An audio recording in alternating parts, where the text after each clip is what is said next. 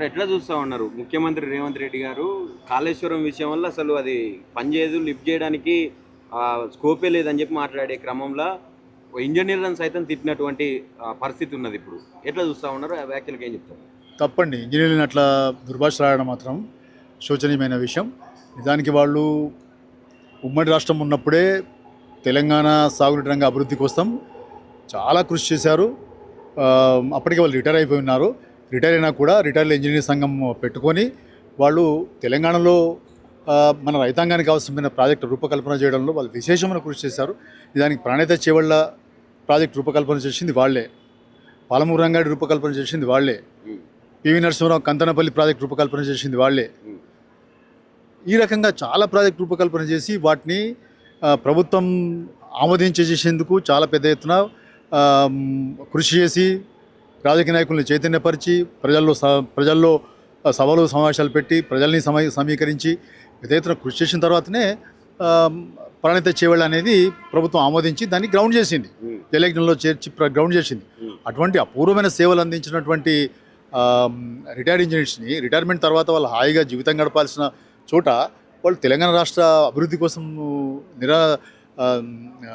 అద్భుతమైన కృషి చేసినందుకు వాళ్ళకి వాళ్ళ ముఖ్యమంత్రి గారు ఆ రకమైన దుర్భాషలతోటి కిరాయి సంఘం అని చెప్పి మాట్లాడడం అనేది శోచనీయం. నిజానికి అంతకుముందు 7వ తేదీన తన ప్రెస్ కాన్ఫరెన్స్లో వాళ్ళు రాసిన నివేదికను చూపించుకుంటేనే కదా గత 2-3 ఏళ్ల నుంచి గత ప్రభుత్వం మీద దుమ్మెత్తి పోస్తున్నది. ఇగో నివేదిక ఇచ్చినా కూడా వీళ్ళు వద్దన్నా కూడా మేడిగడ్డ వద్దన్నా కూడా కట్టినరు అని చెప్పి వాళ్ళ నివేదికను చూపించుకుంటేనే కదా ఆనాడు పొగిడిన రిటైర్డ్ ఇంజనీర్లు ఇవాళ ఒక కన్స్ట్రక్టివ్ సలహా ఇవ్వగానే వాళ్ళు పనికిరాని వాళ్ళుగా కిరాయి సంఘంగా ఎట్లా మారిపోతారండి? ఇది నిజంగా శోచనీయమైన విషయం. నిజానికి వాళ్ళు చాలా సంస్కారవంతులు కాబట్టి ముఖ్యమంత్రి అటువంటి దుర్భాషలాడిన పరిస్థితి ఉన్నప్పటికీ ఆయన విజ్ఞతకే వదిలేస్తున్నాం అని వాళ్ళ ఖండన ప్రకటన జారీ చేయకుండా వాళ్ళు మినకున్నారు. ఇప్పటికి కూడా ప్రభుత్వం కనుక వాళ్ళని పిలిచి మాట్లాడడానికి అవకాశం ఇస్తే వాళ్ళు వస్తారు, మాట్లాడతారు, ప్రభుత్వానికి కన్స్ట్రక్టివ్ సలహాలు ఇస్తారు. నిజానికి ఇప్పటికే ఇచ్చున్నారు. ఏమి ఇచ్చున్నారు మీరు అందరు చూసిందే, ప్రజలు చదివిందే. మీరు ఒకవేళ లిఫ్ట్ చేయదలుచుకుంటే పూర్తి స్థాయిలో నింపే అవసరం లేదు. అన్నారం మేడిగడ్డ దగ్గర మీకు ప్రమాదం జరుగుతుందని మీకు అనుమానాలు ఉంటే కనుక మాకైతే అనుమానాలు ఏం లేవు. నిజానికి అక్కడ కేవలం బొంగలు మాత్రమే ఏర్పడ్డాయి, సీపేజెస్ మాత్రమే ఉన్నాయి. మేడిగడ్డ దగ్గర ఉన్నటువంటి స్ట్రక్చరల్ డిస్టెన్స్ లేదు, పొంగుబాటు లేదు, పగుళ్ళు లేవు. అక్కడ బొంగలు మాత్రమే ఏర్పడ్డాయి, సీపేజ్ ఏర్పడింది. ఆ సీపేజెస్ని 2020లో 2021లోనే గ్రౌటింగ్ చేసేసి, సిమెంట్ గ్రౌటింగ్ చేసి, కెమికల్ గ్రౌటింగ్ చేసి వాటిని పూర్తి చేశాం. ఆ తర్వాత ఎటువంటి సీపేజెస్, ఎటువంటి బొంగలు అక్కడ ఐడెంటిఫై కాలే.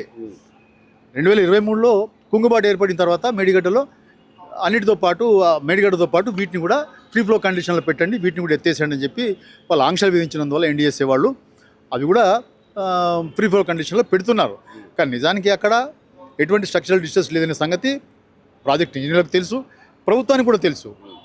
ప్రభుత్వానికి తెలుసు అని ఎందుకు చెప్తున్నానంటే 17/5/2025లో శాసన మండలిలో ప్రొఫెసర్ కోదండరామ్ గారు అడిగిన ప్రశ్నకి మన సాగునీటి శాఖ మంత్రి ఉత్తమ్ కుమార్ రెడ్డి గారే జవాబిచ్చారు. ఆయన అడిగిన ప్రశ్న ఏంటిది?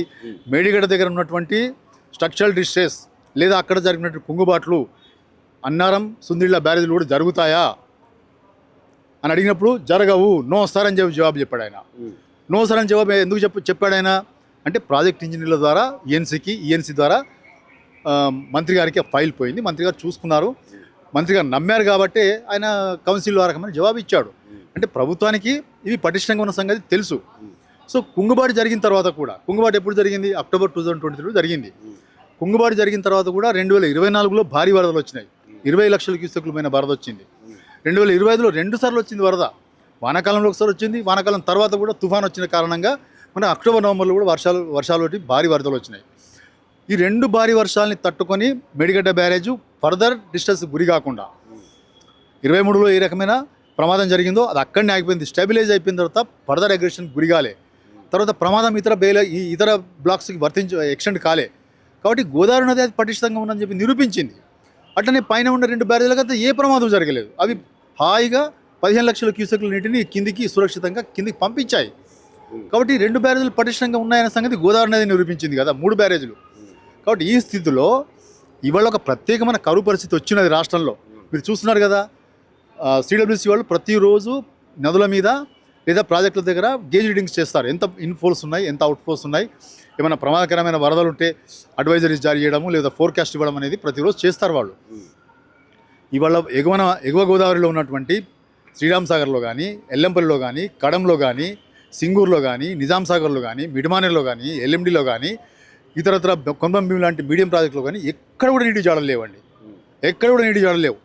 కేవలం నీరు ప్రవహిస్తున్నది మేడిగడ్డ సమ్మక్క దగ్గర తప్ప ఇంకెక్కడ లేవు. ఇవి రెండు దిగువ గోదావరి బేసిన్లో ఉన్నాయి కాబట్టి మహారాష్ట్ర నుంచి, ఛత్తీస్గఢ్ నుంచి వచ్చే నీళ్లతోటి నీటి ప్రవాహాలు ఇక్కడ మనకు కనబడుతున్నాయి. ఇక్కడ ఎల్నిలో ప్రభావం ఉన్న కాలంలో కూడా దిగువ గోదావరిలో నీళ్లున్నాయి. అంటే ఇప్పుడు లిఫ్ట్ చేసి కాబట్టి వీటిని లిఫ్ట్ చేయడం వల్ల మనకు ఈ కరువును ఎదుర్కొనే ఒక మార్గం ఏర్పడుతుంది కదా. లేకపోతే మీరు కరువు చేస్తే గోదావరి కొట్టుకపోతుంది అంటున్నారు. అదే అంటున్నాను కదా, రెండు పటిష్టంగా ఉన్నాయి. ఒకవేళ కనుక ప్రభుత్వం భయపడుతున్నట్టుగా రెండు బ్యారేజ్లు ఒకేసారి కుప్పగూలి కొట్టుకపోయినా కూడా అటువంటి పరిస్థితి లేదు. కొట్టుకపోదు, అది కొట్టుకపోవు. మేడిగడ్డనే కొట్టుకపోలే కదండి మొత్తం బ్యారేజీ. ఒక్క 7th బ్లాక్ నుండి కదా డిస్ట్రక్షన్ అయింది, కుంగుబాటు జరిగింది. మొత్తం బ్యారేజ్ కొట్టుకపోయిందా? పోలే కదా. 29 లక్షల క్యూసెక్లో కూడా కొట్టుకపోలే కదా ఆ బ్యారేజీ. ఆ తర్వాత వచ్చిన 20 లక్షల క్యూసెక్లో కొట్టుకపోలే కదా, వరదలకు కొట్టుకపోలే కదా. కుంగుబాటు జరిగినాక కూడా మరి ఇవాళ కుంగుబాటు లేదు, ఏం లేదు, ఎట్లా కొట్టుకపోతుందండి? భద్రాచలం గురించి బాగా చెప్పేది వినండి. ఇదైతే ఫ్రీ ఫ్లో కండిషన్ ఉంది మేడిగడ్డలో. దాని గురించి ఎవరు మాట్లాడుతలేరు. ఆ గేట్లు దించమని ఎవరు అడుగుతలేరు. సహజంగా వచ్చే వరద ప్రవాహాల వల్లనే అక్కడ కన్నెపల్లి దగ్గర మనకు కావాల్సిన మట్టం పెరిగి ఉన్నది. మనకు అక్కడ 93.5 కావాలి పంప్ హౌస్లకు నీటిని మళ్లించడానికి. అక్కడ ఆల్రెడీ 97 ఉంది. 97 ఉంది కాబట్టి మేడిగడ్డతో సంబంధం లేకుండా పంపు లిఫ్ట్ చేసుకోవచ్చు అనేది మనం చెప్తున్నాం. ఇంజనీర్ కూడా చెప్తున్నారు. ఇక సుందిళ్ళ అన్నారం దగ్గర పూర్తి స్థాయిలో నింపకండి. అన్నారం దగ్గర దాని ఎఫ్ఆర్ఎల్ 119 మీటర్లు. దాని డ్రాడం మినిమం పంప్ హౌస్ యొక్క మినిమం డ్రాడం లెవెల్ 116.5. 116.5 ఉంటే పంప్ హౌస్లోకి నీటిని మళ్లించవచ్చు. కాబట్టి వల్ల మన ఇంజనీర్లు ఏం చెప్తున్నారంటే 116.5 దాకానే నీటి నింపండి. అంటే 5 టీఎంసీల స్టోరేజ్ వస్తుంది. అక్కడ 11 టీఎంసీల స్టోరేజ్ బదులు 5 టీఎంసీలు మాత్రమే నింపండి. 116.5 మీటర్ల దాకా పంపులోకి వెళ్తాయి. అట్లనే సుందిళ్ళ దగ్గర ఎంత కావాలి మనకు? అక్కడ ఎఫ్ఆర్ఎల్ 130 మీటర్స్. దాని యొక్క పంప్ హౌస్ యొక్క మినిమం డ్రాడం లెవెల్ 126.5 మీటర్లు. 125.5 మీటర్ల దగ్గర స్టోర్ చేస్తే అక్కడ స్టోరేజ్ అయ్యేది 3 టీఎంసీలు. ఆ తర్వాత అక్కడ నుంచి సుందిళ్ళ ద్వారా ఎల్లంపల్లికి పంపు చేసుకోవచ్చు. ఎల్లంపల్లి నుంచి ఆల్రెడీ ఆ వ్యవస్థను అంతా కూడా ఈ ప్రభుత్వం కూడా వినియోగించుకుంటున్నది. అక్కడ ఏం ఇష్యూస్ లేవు ఇంకా. సో ఎల్లంపల్లికి నీళ్లు పోయిన తర్వాత అక్కడ నుంచి ఎక్కడ అవసరం ఉంటే అక్కడికి నీళ్లు పంపించుకోవచ్చు. కాబట్టి మినిమం డ్రాడౌన్ లెవెల్ కావాల్సిన మట్టాని వరకే మీరు నీళ్లు నింపుకోండి. ఈ రకంగా చేస్తే కనుక 2 రిజర్వాయర్లలో మనకు స్టోరేజ్ వచ్చేది 8 టీఎంసీలు. ఒకవేళ వాళ్ళు భయపడుతున్నట్టుగా ఈ 8 టీఎంసీలు నిల్వ చేసినందువల్ల 2 బ్యారేజీలు ఒకేసారి కుప్పకూలిపోయినా కూడా నదిలోకి వచ్చేది 8 టీఎంసీలు అండి. 8 టీఎంసీలు అంటే నదిలోకి వచ్చే వరద 80,000, 90,000, 1,00,000 క్యూసెక్కులు ఉంటుంది తప్పితే భద్రాచలం కొట్టుకుపోయేంత వరద ఏం రాదు.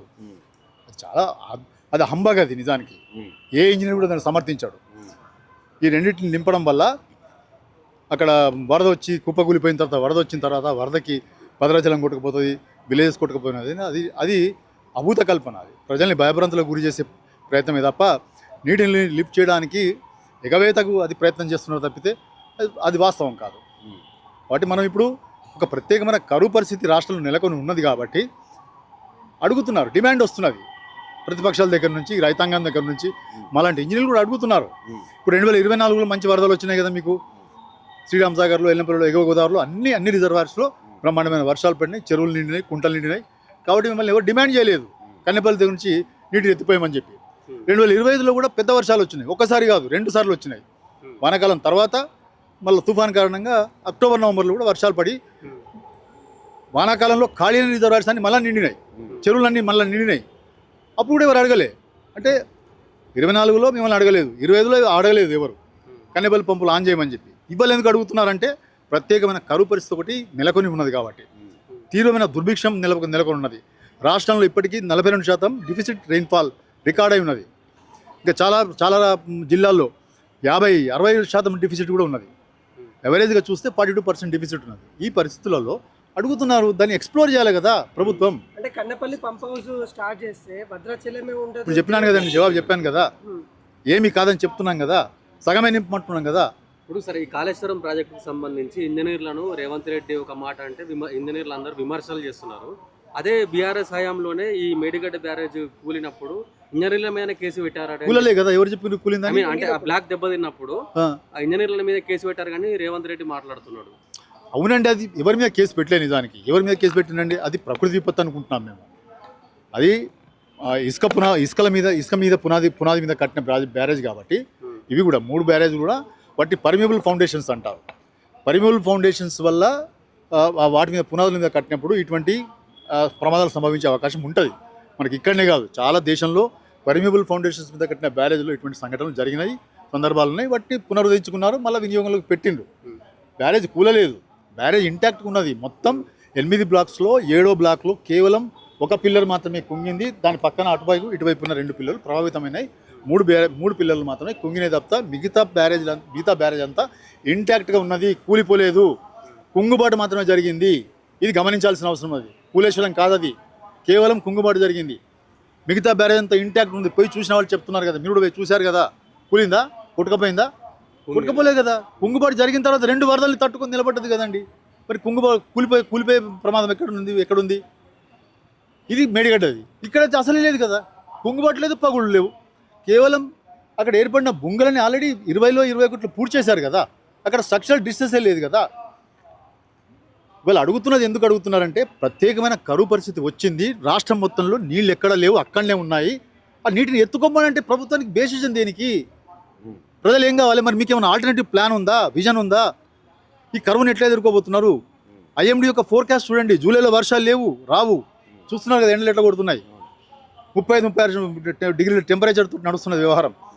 ఈ జూలైలో వర్షాలు రావు, ఆగస్టులో కూడా వర్షాలు రావు, చిరుజల్లులు మాత్రమే పడే అవకాశం ఉందని చెప్పి ఐఎండీ ఆల్రెడీ ఫోర్కాస్ట్ ఇచ్చున్నది. ఇటువంటి పరిస్థితుల్లో ఆగస్టు దాకా మీకు వర్షాలు రాకపోతే కరువు ఎట్లా ఉంటుంది పరిస్థితి?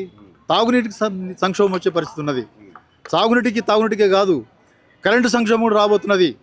ఎల్లంపల్లిలో ఇవాళ 5.5 టీఎంసీ స్టోరేజ్ మాత్రం ఉంది 20 టీఎంసీలకి. అక్కడి నుంచి మనకు రామగుండం సూపర్ థర్మల్ పవర్ స్టేషన్కి నీళ్ళు ఇవ్వాల్సి ఉన్నది. తర్వాత రామగుండం స్టేజ్ 1 స్టేజ్ 2 పవర్ హౌసెస్కి నీళ్ళు ఇవ్వాల్సిన అవసరం ఉన్నది. హైదరాబాద్ మంచినీటికి 10 టీఎంసీ ఇవ్వాల్సి ఉన్నది. మిషన్ భగీరథకి 7 టీఎంసీ ఇవ్వాల్సి ఉన్నది. ఇటువంటి చాలా అవసరాలు, చాలా డిమాండ్స్ ఎల్లంపల్లి ప్రాజెక్ట్ నుంచి ఉన్నాయి. వీళ్ళు ఎల్లంపల్లిలో ఎంత ఉన్నదండి? 5.5 టీఎంసీ. అది నింపకపోతే, అది 20 టీఎంసీల వరకు రాకపోతే ఈ డిమాండ్స్ ఎట్లా నెరవేరుస్తారు?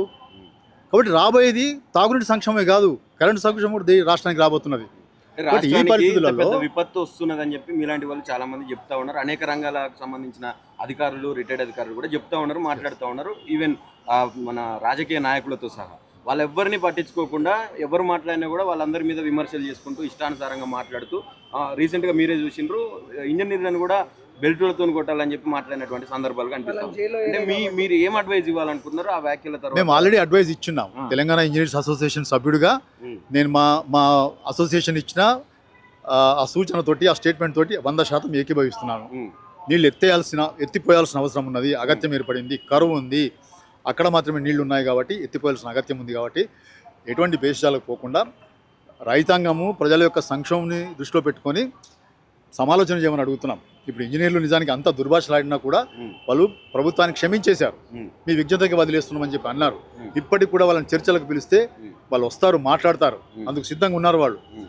వాళ్ళతోటే కాదు, ఎన్డీఎస్తో కూడా మాట్లాడమని చెప్తున్నాం. ఎన్డీఎస్సీలో కూడా ఇంజనీర్లే ఉన్నారు, ఎవరు వేరే వాళ్ళు ఉండరు. ఇంజనీర్లు విజ్ఞతతో ఆలోచిస్తారు. తెలంగాణ రాష్ట్రం ఒక దుర్భిక్ష పరిస్థితులకు నెట్టి కూరుకుపోవడం వాళ్ళకు కూడా ఇష్టం ఉండదు కదండి. వాళ్ళు ఇంజనీర్లే, వాళ్ళు కూడా మన ప్రజల సంక్షేమాన్ని ఆలోచించే వాళ్ళే. పోయి మాట్లాడి ఇక్కడ కరువు పరిస్థితిని, ఇక్కడ నీటి లభ్యతకు సంబంధించిన వాస్తవికతని వాళ్ళకి చెప్తే పరిష్కారం వాళ్ళు ఇస్తారు. ఇవ్వకుండా ఎట్లుంటారండి? వాళ్ళు కూడా engineers, they are also engineers. వాళ్ళు ఎవరు కూడా ప్రజల సంక్షేమంలోకి కూరుకుపోవడానికి వాళ్ళు ఇష్టపడరు. తప్పకుండా పరిష్కార మార్గాన్ని చెప్తారు. ప్రపంచంలో పరిష్కారం లేని సమస్య ఉండదు. ప్రభుత్వానికి వాళ్ళ చిత్తశుద్ధి కావాలి.